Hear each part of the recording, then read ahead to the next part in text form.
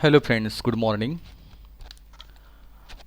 Yesterday we have completed topic 1.5 Mrs. Addis. So let us start with next part, which is nothing but AV number 5, part number 5. Brainstorming activity. Let us start with brainstorming. A1 is given here. Part number 1. Discuss with your partner and describe the atmosphere in the woods when Peter Crouch was heading towards Mrs. Addis' house. It was. Discuss with your partner and describe the atmosphere in the wood when Peter Crouch was heading towards Mrs. Addis' house. ज्या वेळेला Peter crouch Mrs ॲडिसच्या घराकडे चाललेला होता त्यावेळेला त्या जंगलातलं वातावरण जे आहे ते कसं होतं. It was number 1 a dark moonless night. ते अतिशय काळीकभिन्न अशी ती चंद्रप्रकाश नसलेली ती रात्र होती. Second, a night without a twilight, and the only light seen was the light from the stars far away on the black sky. A night without even a twilight. त्या ठिकाणी कुठलाही संधिप्रकाश नव्हता. Only light seen was the light from the stars far away on the black sky. त्या काळ्या कभिन्न आकाशात त्या ठिकाणी काही तारे जे आहेत तारे दिसत होते. सी, अ साऊंडलेस विंडलेस क्लिअर नाईट. अतिशय एक साऊंडलेस, कुठलाही आवाज नव्हता, कुठलाही वारा नव्हता, अवधन नव्हतं.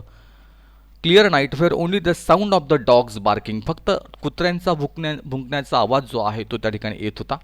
And a man's own footsteps could be heard. आणि तो स्वतः जो पीटर क्राउच चालत होता त्याचे जे फूटस्टेप्स आहेत त्या फूटस्टेप्सचा आवाज त्या ठिकाणी त्या रात्री येत होता. म्हणजे ती रात्र जी होती ती भयानक सन्नाटा त्या ठिकाणी होता आणि फक्त झुडपांचा आवाज होता. काळीकभिन्न रात्र होती आणि पावलांच्या त्या आवाजात त्या ठिकाणी तो झुडपांचा आवाज मिक्स होत होता आणि अतिशय एक डार्कनेस त्या ठिकाणी त्या रात्रींचं त्या ठिकाणी वर्णन केलेलं आहे. सेकंड पार्टकडे आपण जाऊया. Peter Crouch didn't knock before entering Mrs Addis house. Peter क्राउचने त्या ठिकाणी मिसेस ॲडिसच्या घरामध्ये प्रवेश करण्याच्या आधी कुठेही त्याने दरवाजा ठोठावला नाही. नॉकिंग करणं म्हणजे दरवाजा ठोठावणं किंवा दरवाजावर टकटक करणं त्याला म्हणतो आपण. त्याला कारण काय होतं? The reason was. तर त्या ठिकाणी पहिलं कारण आहे ही वॉज इन ट्रबल. तो अतिशय संकटात सापडलेला होता. He was in trouble. Number 2, he did not want anybody to know what he had entered the house. He did not want anybody that he had entered the house. कोणीही ह्या घरात आपण प्रवेश केलेला आहे हे कोणाला कळू नये अशी त्याची अपेक्षा होती आणि म्हणून त्याने ते दार न ठोठावता प्रवेश केला. He had a shot a man. आणि त्याला माहिती होतं की आपण कोणाला तरी माणसाला मारलेलं आहे. कोणाला मारले ते माहिती नव्हतं पण कोणाला तरी मारलं होतं आणि त्या भीतीच्या त्या दडपणाखाली त्या ठिकाणी तो होता आणि म्हणून त्या ठिकाणी दरवाजा न ठोठावता दरवाजावर कुठेही नॉक न करता त्या ठिकाणी त्याने त्या घरात प्रवेश केला. Go through the text again and find a reason that forced Peter to shoot down a person. Go through the text again and find the reason that forced Peter to shoot down a person. आपल्याला कारण शोधायचं आहे की पीटरने त्या ठिकाणी त्या माणसाला मारून टाकलं किंवा मारलं या अर्थाने. Because number 1 the keepers spotted him. कारण जे रखवालदार होते, जे तिथले राखणदार होते त्यांनी त्याला बघितलं होतं म्हणून त्याला मारलं. B, he was scared that the keeper would arrest him for hunting the rabbits. कदाचित तो घाबरलेला होता म्हणून he was scared that the keepers would arrest him for hunting the rabbit. कदाचित हे कीपर्स जे आहे रखवालदार जे आहे त्याला अटक करतील कारण त्याने त्या सशांची शिकार करण्याच्या बेतात तो होता आणि म्हणून ते त्याला अटक करतील असं त्याला भीती होती म्हणून त्याने गोळी मारली या अर्थाने. C, he knew that it was too dark a night for the keepers to recognise him. त्याला माहिती होतं की खूप काळीकभिन्न रात्र आहे आणि कदाचित त्याला कोणी ओळखणार नाही असं त्याला वाटलं. He knew that it was too dark a night for the keepers to recognise him. कदाचित हे रखवालदार त्याला ओळखू शकणार नाही आणि म्हणून त्याने गोळीबार केला त्या ठिकाणी आणि औचितपणे त्या ठिकाणी ती गोळी टॉमला लागलेली आहे. Mrs Addis didn't hand over Peter Crouch to the keepers because. Mrs Addis जी आहे जिचा पोटचा मुलगा त्या ठिकाणी मारला गेलेला आहे पीटर क्राउचच्या हातून, ती त्या ठिकाणी तिने त्या पीटर क्राउचला त्या रखवालदारांच्या हाती दिलं नाही, हँडओव्हर केलं नाही. त्याला कारण काय असेल? Because she knew he was a good friend of her son Tom.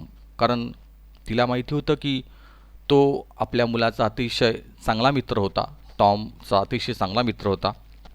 She believed that Peter would never have harm Tom knowingly because of their friendship. तिला माहिती होतं की जाणून बुजून त्या ठिकाणी पीटर क्राउचने आपल्या मुलाला त्या ठिकाणी मारलं नाही आहे. त्यांची मैत्री जी आहे ती तिला माहिती होती. Probably she thought Tom would not have liked his friend to be arrested because of his mother, and anyway, her dead son would not come back even if Peter was arrested. आणि तिला असंही वाटलं की कदाचित तिच्या मुलाला पण त्या ठिकाणी पीटर क्राउचला अटक झालेली आवडलेली नसती, आणि कुठल्याही परिस्थितीत तो मुलगाचा आता हातातून निघूनच गेलेला आहे, तर तो काय पुन्हा परत येणार आहे का त्याच्या अटकेमुळे? आणि म्हणून तिने नाईलाजाने का होईना, खरंच इतक्या मोठ्या मनाची ती होती की तिने त्याला माफ केलं आणि ती चावी ते कुलूप तिने उघडलं आणि त्याला जाऊ दिलं, आणि उलट सांगितलं की पीटर क्राउचला तिने काही बघितलेलं नव्हतं, कुठेही बघितलेलं नव्हतं असं तिने सांगितलं. म्हणजे या पद्धतीने तिने आपल्याच मुलाच्या मारेकऱ्याला त्या ठिकाणी वाचवलेला आहे. एवढा मनाचा मोठेपणा त्या आपल्या मिसेस ॲडिसने जो आहे तो या ठिकाणी दाखवलेला आहे. The writer has use a phrase thudding heart which means pounding or beating of heart. या ठिकाणी लेखकाने एक वाक्यांश वापरलेला आहे, थडिंग हार्ट असं त्या ठिकाणी म्हटलं आहे. Which means pounding or beating of heart. याचा अर्थ होतो हृदयाचं जे धडधडणं आहे त्याला म्हणतात पाउंडिंग किंवा beating of heart. Do you know that थर्ड इज ॲन ऑनोमॅटोपोईक वर्ड्स. तुम्हाला कल्पना आहे की हा जो शब्द आहे, थर्ड नावाचा हा जो शब्द आहे, हा ऑनोमॅटोपोईक वर्ड्स आहे. ऑनोमॅटोपोईकचा अर्थ होतो ध्वनिदर्शक, ध्वनी दाखवणारा शब्द. एक ध्वनी आहे त्या शब्दामध्ये दाखवलेला. Which means a heavy sound made by an object falling to the ground. म्हणजे एखादी ऑब्जेक्ट ज्या वेळेला, एखादी वस्तू ज्या वेळेला जमिनीवर पडते त्यावेळेला एक विशिष्ट धप धप असा जो आवाज होतो, तो आवाज इथे या ठिकाणी अपेक्षित आहे.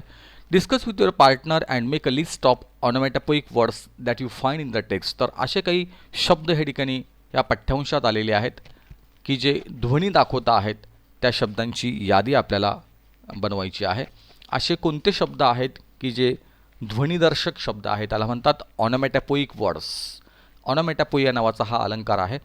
The words which are indicating sound is called as ऑनोमॅटोपोइया.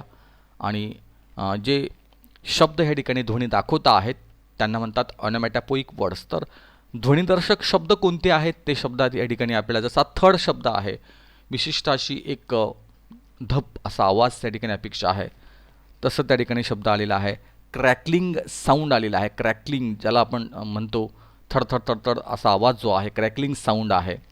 त्यानंतर रसलिंग साऊंड आहे, विशिष्ट असा पानांची सळसळ जी आहे, रसलिंग साऊंड आहे. ड्रॅगिंग साऊंड आहे, विशिष्ट असा ओढण्याचा आवाज या ठिकाणी आहे. तर ड्रॅगिंग, क्रॅकलिंग अँड रसलिंग असे हे 3 शब्द जे आहेत की जे त्या ठिकाणी ऑनोमॅटोपोइया म्हणून त्या ठिकाणी वापरलेले आहेत. Second part. She went to one of the kitchen drawers. Look at the sentence carefully. हे वाक्य पुन्हा एकदा बघा. The underline word tells us that she went some time ago.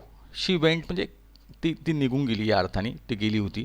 To a particular place at one of the kitchen drawers.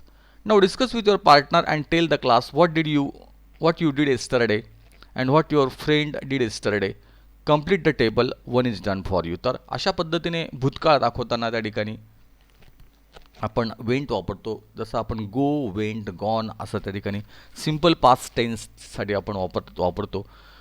तर अशा पद्धतीने आपल्याला बघायचं आहे की काल आपण काय काय केलेलं आहे.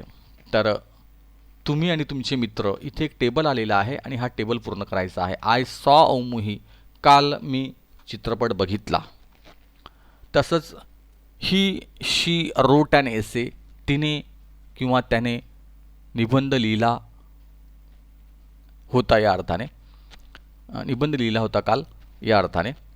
तसंच तुमच्या बाबतीत काय काय घडलं. I went out for dinner with my family in my favourite restaurant.